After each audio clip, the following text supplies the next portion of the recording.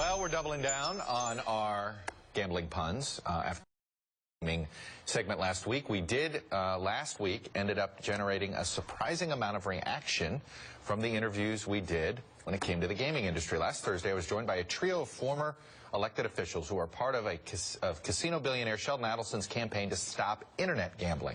Within hours, we were contacted by the American Gaming Association, Ultimate Gaming, and the Poker Players Alliance, all wanting to respond. Not surprising when you consider the stakes. By one estimate, online gaming could generate more than $9 billion a year by the end of this decade. For those who say it's no different than other forms of gambling, former Senator Blanche Lincoln had this to say.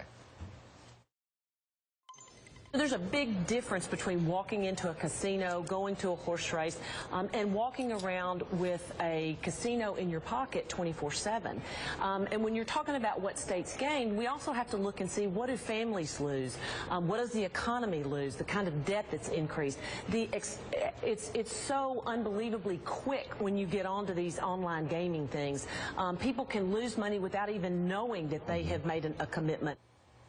Jeff Freeman is president and CEO of the American Gaming Association, which represents the commercial casino entertainment industry, and they are on the pro-online gaming side of this debate.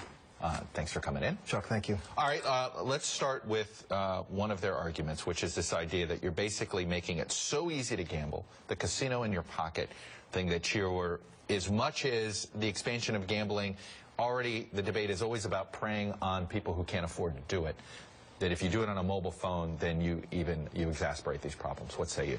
Yeah, Chuck, we're on the side of regulation. Prohibition simply doesn't work, and I think those opponents that want to pretend that the internet doesn't exist, that we can squeeze the internet back in the bottle, they're behind the times. The fact is, people are gambling online. Americans spent $3 billion last year sending illegally sending that money, right, technically, to offshore operators. Regulating this product is the best choice that we have if we want to protect consumers, if we want to ensure the integrity of the games, if we want to give law enforcement the tools that they need. Pretend prohibition doesn't work. So how do you regulate this? So New Jersey's going to have online gaming, but if I'm on the New Jersey Turnpike and I cross the Delaware Bridge, so suddenly I can't gamble online anymore, is the technology really going to be able to handle that? Yeah, to be clear, in the gaming industry, we've long encouraged the federal government to step forward and put in place minimum consumer protections, other minimum regulations that make sure that these games have the integrity that they should have.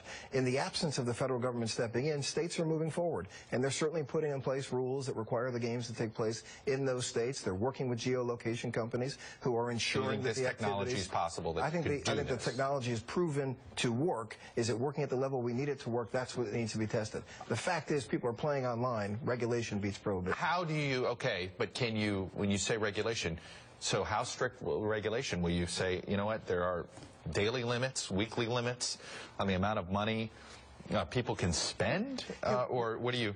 When you look at gaming regulation in general, that's an issue that states have addressed for many, many years. That's up to the states to decide how difficult, how stringent do they want these regulations to be. We see that in brick and mortar casinos. We can certainly see that online. States will decide, as New Jersey is right now, that they want all games to be online. Nevada, on the other hand, has decided they just want poker to be online. That's a states' rights issue, and we expect the states to continue to pursue that. All right, what do you say to the other argument here? And really, I think Sheldon Adelson's true concern is that over time, the same way the internet basically killed, we were talking earlier, killed Blockbuster Video, that the internet will eventually destroy the brick and mortar gaming industry, which then it means jobs and means all sorts of tourism dollars, depending on where you're talking about, not just Vegas, but all over the country. Sure. Nobody cares more about the success of the casino industry than the American Gaming Association and my members.